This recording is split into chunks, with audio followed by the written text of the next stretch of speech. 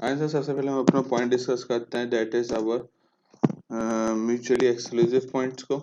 कि mutually exclusive क्या होता है, बेसिकली इसको हम किस तरीके से डील आउट कर रहे होते हैं विद रिस्पेक्ट टू प्रोबेबिलिटी के अंदर।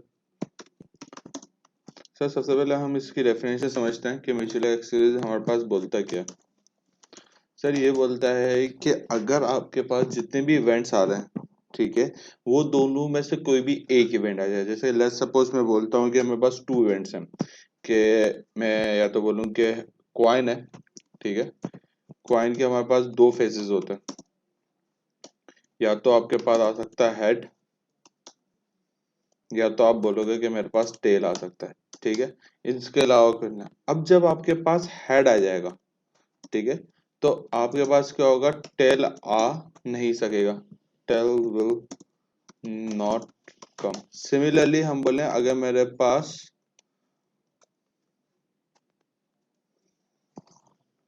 टेल आ जाएगा तो इससे इफेक्टफुल क्या होगा कि हेड नहीं आ सकेगा, ठीक है। तो ऐसे इवेंट जिसकी हमारे पास अकरेंस, ठीक है, अकरेंस में से कोई भी एक अकरेंस आ सके, ठीक है, या जिसमें बोलूं कि मेरे पास डाइज है, तो हमारे पास यही हो रहा होता है कि अगर मेरे पास 1 to 6 नंबर्स हैं, उसमें तो अगर एक नंबर आ जाएगा तो बाकी 5 नंबर नहीं आ सकेंगे, ठीक है। तो इस इवेंट्स को हम क्या बोल रहे होते हैं, इस इवेंट्स को हम बोल रहे होते हैं म्यूचुअली एक्सक्लूसिव इवेंट्स, ठीक है। Event sorry the two events A and B are said mutually exclusive if any one of them occur at a time either occurs or B and they both cannot occur at the same time, ठीक है। इसको हम किस तरीके से denote कर रहे होते हैं, हम बोल रहे होते हैं, ये हमने समझा भी था अपने पास कि A इंटरसेक्शन B, मैं कोशिश करता हूँ इंटरसेक्शन की साइन बनाने की।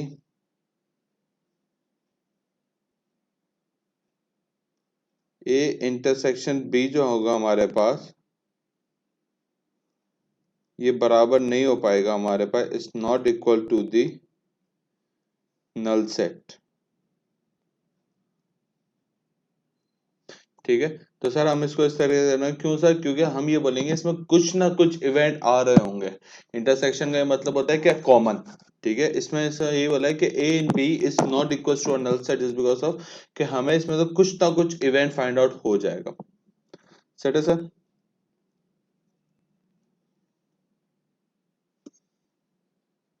हाँ सर, इसकी एग्जाम्पल भी एक करके देख लेते हैं कि ये एग्जाम्पल किस तरीके से करवा रहा होता है।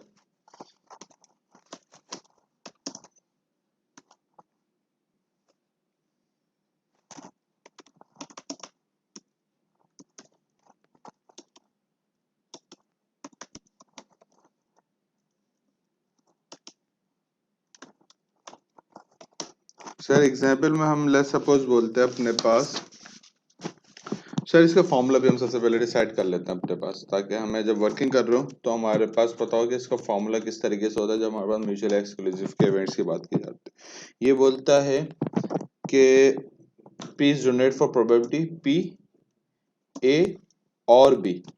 और का वर्ड क्यों लगा, देखिए ये जो और प्रोबेबिलिटी के और हो गया एंड हो गया, ये बहुत इंपॉर्टेंट। और का मतलब है यही होता है कि या तो ए आएगा या तो बी आएगा, दोनों साथ नहीं आ सकते, ठीक है।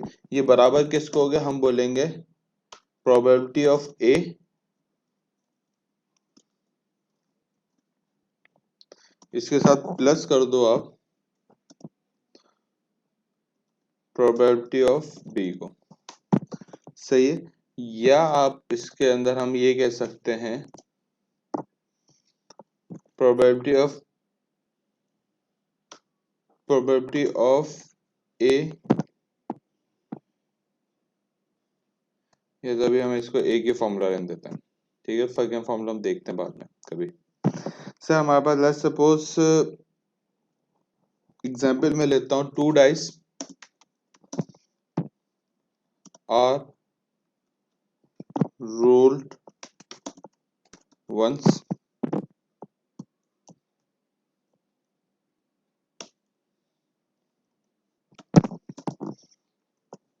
what is the probability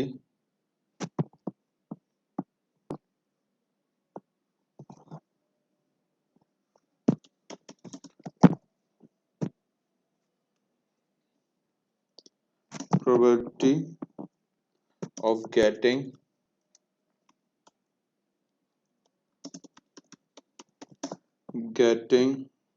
a total of 7 और 11। ठीक है, मैंने क्या बोला है कि हमारे पास एग्जाम्पल हमने यहाँ पर कोड कर दिया। हमें बोला अगर एक डाइस, 2 डाइस को मैं एक दफा रोल करूँ, मतलब 2 डाइस होंगे, एक दफा रोल कर रहा हूँ, तो मेरे पास क्या प्रोबेबिलिटी होगी कि जिसके अंदर मैं आंसर हासिल कर सकूं, या तो 7 या 11। द ऑप्शन जब हमारे पास आता है ना, या तो ये हासिल कर लो या ये हासिल कर लो, मुझे कोई फर्क नहीं पड़ेगा। ठीक है, तो इसके ऊपर हम सीधा बोल देते हैं यार ये हमारा इवेंट कौन सा हो जाए, म्यूचुअली एक्सक्लूसिव इवेंट हो जाए। जब इसने बोल दे यार 2-3 ऑप्शंस आपको दे कि सम आ जाए मेरे पास, यहाँ पे 7-11 बोला है, जैसे कि मैं एग्जाम्पल दे दूं, सम आ जाए आपके पास 6 का और 9 का। ठीक है, तो क्या प्रोबेबिलिटी होगी, तो 6 या 9। तो इसमें हम बोल देते हैं ये हमारे पास प्रोबेबिलिटी सीधी सीधी आ जाएगी। हम बोल देंगे कि और का वर्ड आ रहा है, तो ये जो हमारे पास प्रोबेबिलिटी का है वो हमारे पास दिया हुआ है म्यूचुअली एक्सक्लूसिव इवेंट्स के हवाले से। ठीक,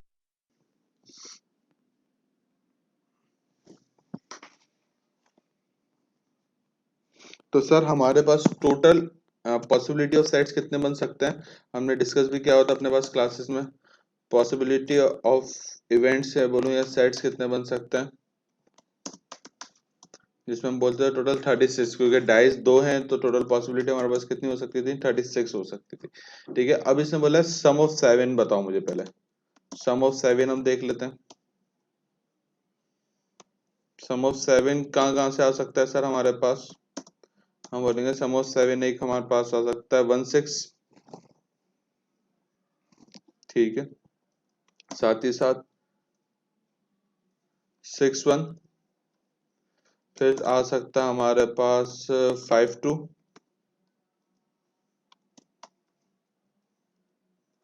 2-5, या तो पहले पे 2 जैसे हमने लास्ट क्लास में अपना डिस्कस कर रहे थे। फिर इसके बाद हमारे पास आ सकता है 3-4, यह आ सकता है हमारे पास 4-3।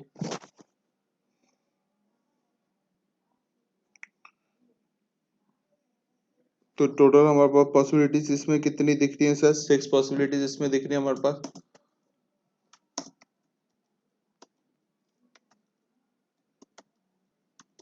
6 पॉसिबिलिटीज दिख रही है। फिर हम बोलते हैं सम ऑफ 7 का, सम ऑफ 11 हमारे पास कहाँ कहाँ से मिल सकता है, सम ऑफ 11 हमारे पास आ सकता है आराम से या तो 5-6 से, या हमारे पास किससे आ सकता है, 6 और 5 से आ सकता है। ठीक है, तो हमारे पास पहले हमने तो देखा था, अगर लास्ट क्लास के हम देखें तो यही सवाल हमने क्लास भी किया था, हमने क्या था 8/36 करते हुए आंसर निकाल लिया था। लेकिन अब जो हम इसको कर रहे होंगे वो रिफ्रैक्टिव म्यूचुअली एक्सक्लूसिव के तरीके से भी कर सकते हैं। तो हमारे पास हमें सबसे पहले क्या फाइंड आउट करनी पड़ेगी, probability of A. Probability of A हम क्या बोल रहे होंगे, हमारे पास आएगी 6/36। सर यहाँ पे प्रोबेबिलिटी ए से क्या मुराद है आपका, मैं प्रोबेबिलिटी ए का मकसद भी ले देता हूँ, मैं बोलता हूँ सम ऑफ 7। प्रोबेबिलिटी ऑफ ए से यहाँ पे कौन सा मैं इसको ड्राइव कर रहा हूँ, तो 6/36 का जो मेरे पास आएगा आंसर, उसको मैं इज इक्वल टू कर देता हूँ, आ गया 0.167। ठीक है, फिर सिमिलरली प्रोबेबिलिटी ऑफ बी जो हमारे पास आएगा, उसमें प्रोबेबिलिटी ऑफ बी मेरे पास क्या है, सम ऑफ 11। ठीक है, तो इसमें मेरे पास सम ऑफ 11 क्या आएगा, 2/36। तो ये मेरे पास इसकी प्रोबेबिलिटी आ गई।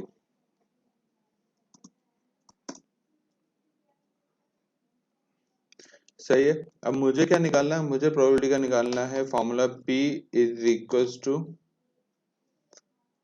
ए और B is equals to probability of A plus probability of B।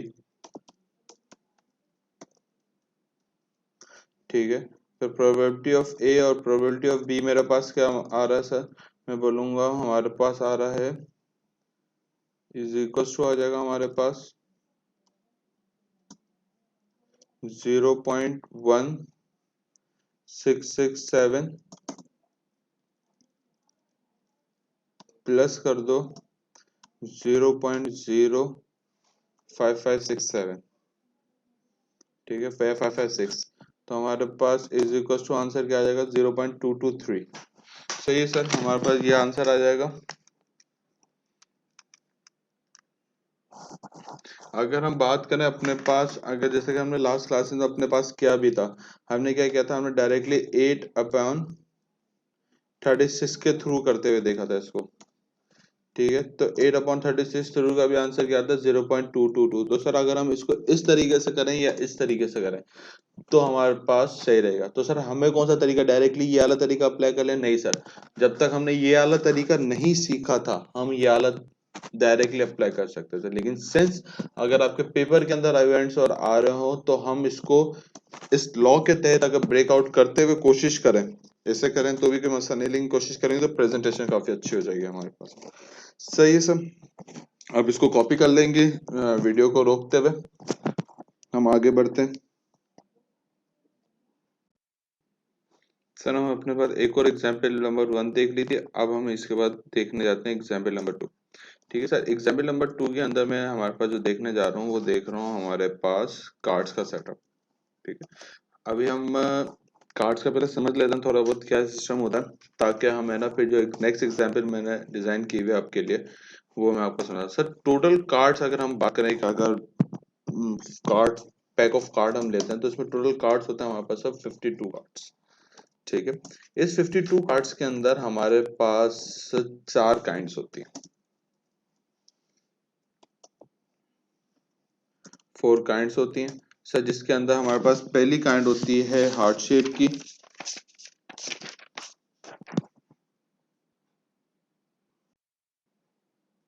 Sir 4 kinds होती हैं, काइंड्स के अंदर सबसे पहले हमारे पास आता है हार्ट शेप, हार्ट्स का जा रहा था। सेकंड आता है हमारे पास डायमंड शेप,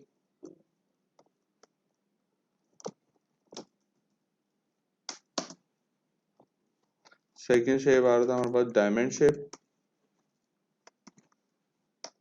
थर्ड हमारे पास था स्पेड, स्पेड्स। फोर्थ आ रहा होता है हमारे पास क्लब। सर ये हमारे पास टोटल काइंड्स होती हैं। तो सर ईच काइंड के अंदर हैव 13 कार्ड्स। ठीक है सर, 13 कार्ड्स कैसे होते हैं? एक आता है हमारे पास किंग, हर काइंड ऑफ कार्ड एक ही किस्म का होता है, मतलब एक ही कार्ड होता है। फिर आता है हमारे पास क्वीन, फिर आता है हमारे पास जैक, जिसको इसके बाद हमारे पास 10 से लेके 2 तक नंबर कार्ड्स होते हैं।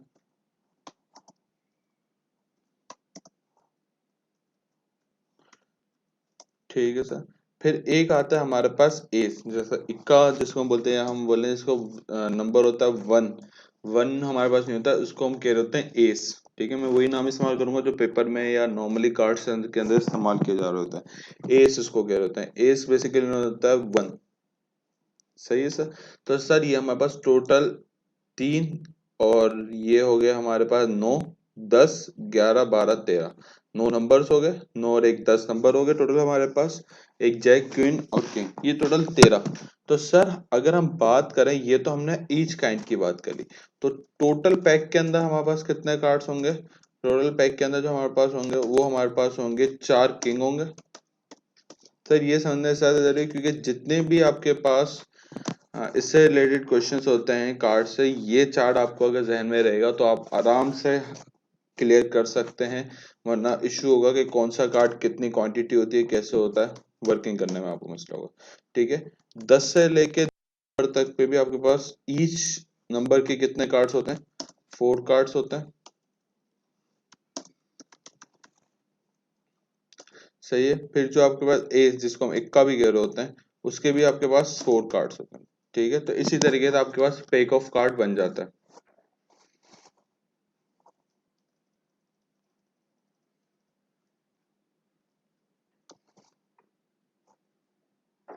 फाइन सर, हम एक एग्जाम्पल करने की कोशिश करते हैं सर। जैसे कि हम अपने पास एक एग्जाम्पल कॉपी करेंगे। सबसे पहले हम बोलेंगे अ card is drawn,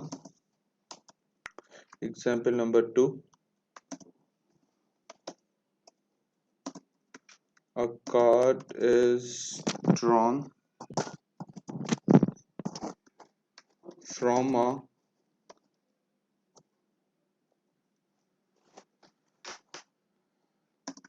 a full pack of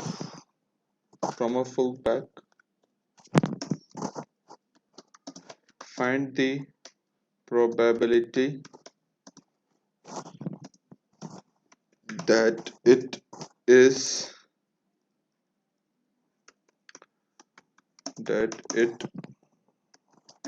a king or queen। ठीक है सर। सर ये हमारे पास एक सवाल आ गया सर। इसके अंदर हम जो सोल्यूशन अपने पास देख रहे होंगे सर, सोल्यूशन के अंदर हम सबसे पहले क्या बोलेंगे, हमारे पास देखें ऑप्शंस कितने दिए हुए हैं, इसने 2 दिए हुए हैं। तो हम बोलेंगे यार सिंस यहाँ पे 2 ऑप्शंस हमारे पास, या तो ये आ जाए या तो ये आ जाए, तो यहाँ पे हमारे पास सीधा सीधा इम्पैक्ट किसका लग जाएगा।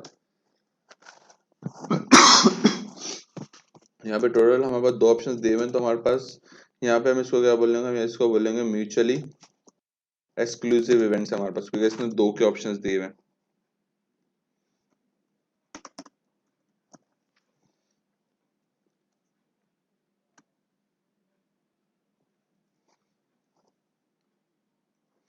तो सर म्यूचुअली एक्सक्लूसिव जो इवेंट्स है उसके अंदर हम क्या बोलेंगे, सबसे पहले हमें एक कार्ड ड्रॉन करना है। ठीक है, टोटल कार्ड्स कितने होते हैं, 52 कार्ड्स होते हैं हमारे पास, क्योंकि इसने फुल पैक ऑफ कार्ड का बोला है। तो हम बोलेंगे टोटल कार्ड्स हमारे पास कितने हो जाएंगे सर, 52 कार्ड्स हो जाएंगे। ठीक है, अब यहाँ पे हमारे पास इसने बोला या तो तुम्हारे पास ए की प्रोबेबिलिटी इसने क्या बता दी है, अ किंग इज ड्रॉन, क्योंकि कार्ड एक ही उठाना है। अ card drawn from a card is drawn from a full pack of card, what is the probability that is a queen, या तो या आ का मतलब होता है तो एक किंग आ या तो एक क्वीन आ जाए। ठीक है, तो हम बोलेंगे अ किंग इज ड्रॉन। ठीक है, और बी की हमारे पास प्रोबेबिलिटी क्या आ जाएगी, a queen is drawn. Since हमें पता है कि हमारे पास प्रोबेबिलिटी ऑफ ए का यहाँ पे मकसद क्या हो रहा होगा कि हमारे पास टोटल किंग्स कितने होते हैं, टोटल किंग्स हमारे पास होते हैं 4, टोटल किंग्स को या टोटल में क्वींस को। अब यहाँ पे हमारे पास कितने होते हैं, टोटल 4 होते हैं। अब यहाँ पे हमें क्या करना है सर, हमें क्या, सबसे पहले हम किंग की देख लेते हैं। किंग का मतलब होगा हम सबसे पहले निकाल लेते हैं firstly find out the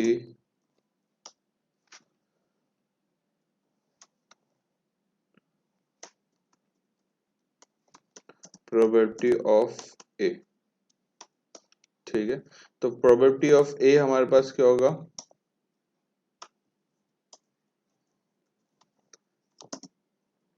a king is drawn. ठीक है सर, प्रोबेबिलिटी ऑफ किंग के हमारे पास क्या बन जाएगा सर, हम बोलेंगे सीधा सीधा कि हमारे पास टोटल किंग कितने हैं, हम बोलेंगे 4, टोटल किंग हमारे पास कितने हैं 4। उसमें हमें क्या उठाना है, कोई भी, मतलब मुझे इसमें ये नहीं है कि यार हार्ट शेप का आना चाहिए, डायमंड शेप का आना चाहिए, ये मेरे पास कंडीशन है, कोई भी बस किंग होना चाहिए। तो मैंने बोल दिया यार इसमें जब मेरे पास ऑर्डर मैटर नहीं करता, ठीक है, अरेंजमेंट मैटर नहीं करती, मुझे सिर्फ एक कार्ड जो मैं रिक्वायर्ड है वो आ जाए, तो इसके लिए हम क्या प्रोबेबिलिटी लगाते हैं, कॉम्बिनेशन लगाते हैं। तो हम बोलेंगे 4C1 आ जाएगा हमारे पास, सही है। तो 4C1 हमारे पास क्यों आ जाएगा सर, क्योंकि हम इसके अंदर बात ही इस तरीके से कर लेंगे अपने पास, क्या बोलेंगे कि यार क्योंकि सिंस यहाँ पे हमें रिक्वायरमेंट नहीं है कि ऑर्डर का क्या मैटर हो, तो 4C1 का हमारे पास डायरेक्टली आंसर क्या आ रहा होगा, हम पास फॉर्मूला था 4C, मतलब जो हमारे पास प्रोबेबिलिटी का आंसर था उसके तहत हम आंसर निकाल लेते हैं डायरेक्टली। तो 4C1 का हमारे पास आंसर क्या आता है सर, 4 आएगा। ठीक है, सिमिलरली हम बोलेंगे प्रोबेबिलिटी ऑफ बी निकाल लो, प्रोबेबिलिटी ऑफ बे क्या होगा, हम बोलेंगे a queen is drawn। तो इसकी भी प्रोबेबिलिटी कितनी होगी, टोटल क्वींस कितनी होती है, 4 होती हैं। 4 में से कोई भी, या तो हार्ट की, डैम की, स्पेड्स की, क्लब, किसी की भी निकाला, बस क्वीन आ जाए। 4C1, इसकी प्रोबेबिलिटी कितनी होगी सर, 4 ही होगी मेरे पास। सही है। तो यहाँ पे हमारे पास प्रोबेबिलिटीज तो आ गई इंडिविजुअली। अब हमारे पास फॉर्मूला इस्तेमाल कर लेंगे म्यूचुअली एक्सक्लूसिव का। म्यूचुअली एक्सक्लूसिव का फॉर्मूला हमारे पास क्या था, ये लिखा हुआ क्या था, ए probability of A और B is equals to probability of A plus probability of B। सही है सर। तो हमारे पास क्या आ जाएगा, हम बोलेंगे P probability of A और B is equals to probability of A plus कर दो probability of B के साथ। ठीक है सर। तो हम probability of A के अंदर क्या लेके आ जाएंगे अपने पास, P is equals to 4/52। क्यों सर 4/52, क्योंकि हमारे पास देखें प्रोबेबिलिटी ऑफ ए में था, हमने भी क्या फाइंड आउट किया था, ये जो हमने फाइंड आउट किया था प्रोबेबिलिटी ऑफ ए का, मैं यहाँ पे फॉर्मूला फर्दर लिख देता हूँ ताकि आपको क्लियर हो जाए। वहां पे तो आसान था क्योंकि हमने यहाँ पे डायरेक्टली आंसर्स निकाल दिए थे, यहाँ पे हमने इंडिविजुअली करके मैं प्रोबेबिलिटी ऑफ ए को यहाँ पे फर्दर डिस्क्राइब कर दूँ। प्रोबेबिलिटी ऑफ ए जो बराबर होता है मेरे पास,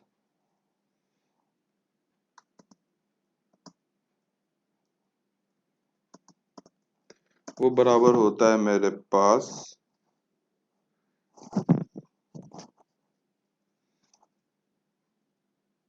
ए डिवाइडेड बाय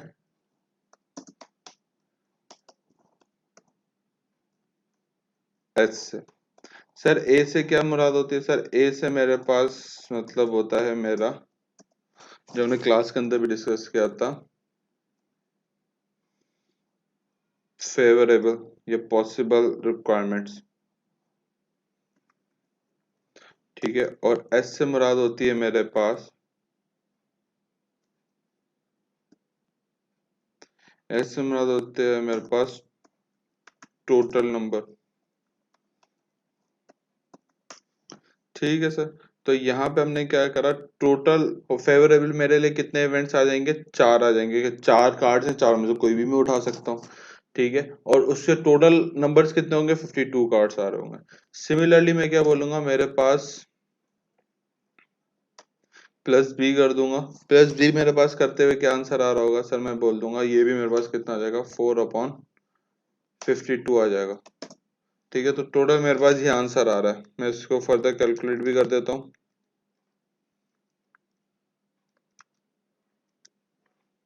0.153 है। तो सर ये मेरे पास क्या आ जाएगा, ये आंसर आ जाए, मतलब मैं ये बोलूं कि या तो मेरे पास किंग आए या क्वीन आ जाए, उसकी मेरे पास प्रोबेबिलिटी कितनी निकली, 0.513 है। ठीक है सर। सर अभी हमने 2 एग्जांपल्स देखी, फर्दर मैं आपको एक आध और सवाल दे देता हूँ फॉर योर होमवर्क। क्या आप इसको रिकॉर्डिंग को सुनने के बाद आप किस तरीके से अपने पास भी ट्राई कर सकते हैं सवाल।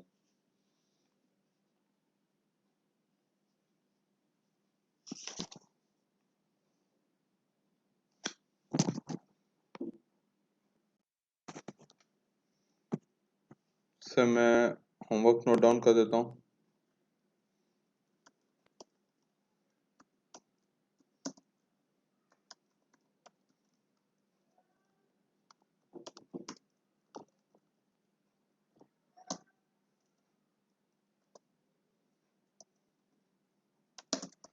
सर होमवर्क का सबसे पहला ग्राफ है, if 2 dice are thrown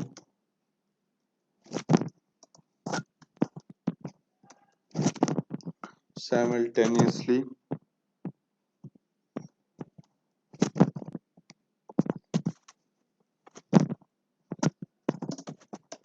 what is the probability of obtaining a sum of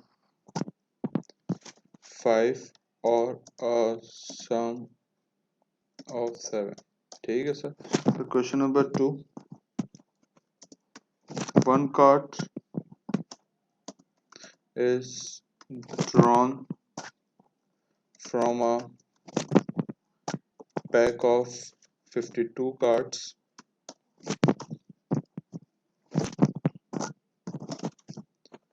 What is the probability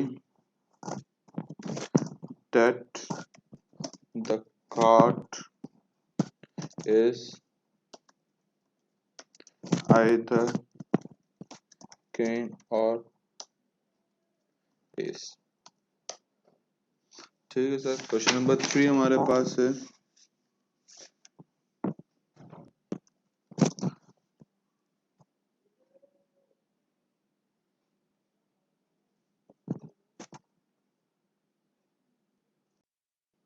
sir मेरे पास तीसरा सवाल है. मेरे पास 2 balls are drawn at random from a bag containing 6 red and 4 green balls.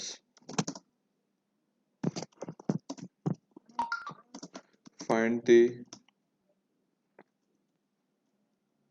probability that the ball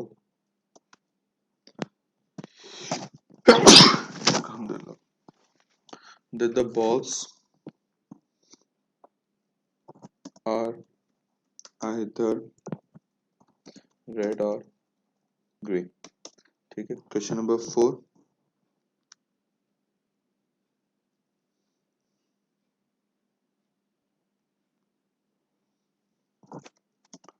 one ticket is drawn at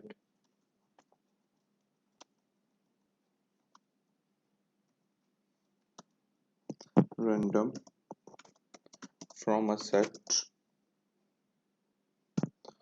of 20 tickets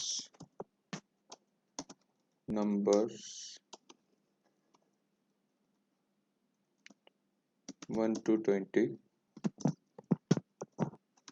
What is the probability that the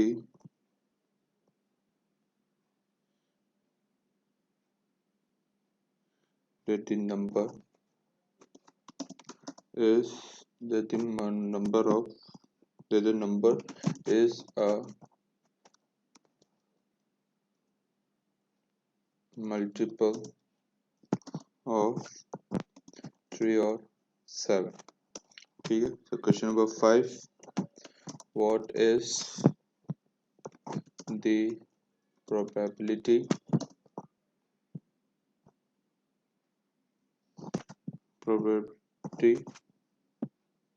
of getting a sum of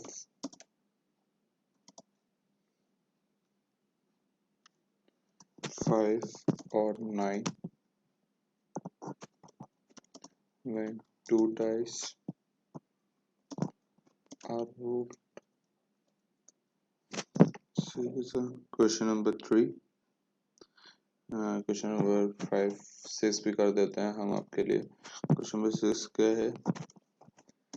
3 fair players की जितनी अच्छी practice होगी उतना ज़्यादा आपको समझ में आएगा, वरना ये वन ऑफ द पेपर्स के अंदर तो आता ही है तकरीबन 20 से 30 नंबर का, लेकिन जितनी अच्छी प्रैक्टिस होगी उतना आप आराम से पेपर में मैनेज कर सकेंगे. ये समझना है कि है ना कब हो जाए ना ये वाली प्रोबेबिलिटी लगानी है, कब हमें ये वाली प्रोबेबिलिटी लगानी है, तो इसके लिए बहुत अच्छा है.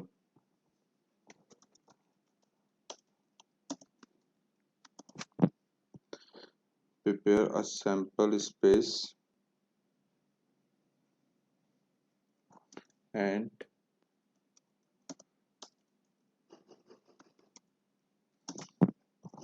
find the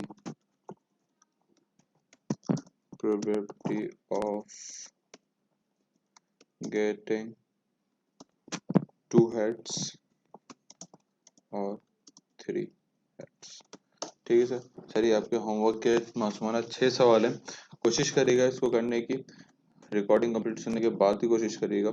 और मुझे शायद है कि एक आध सवाल आपसे मैं ना मैनेज हो सके तो कोई घबराने की बात नहीं, जितने सवाल हो सके हम उसको ट्राई करेंगे और फिर मुझे कन्फ्यूजन है तो बता दीजिएगा, हम देख लेंगे फर्दर उसको।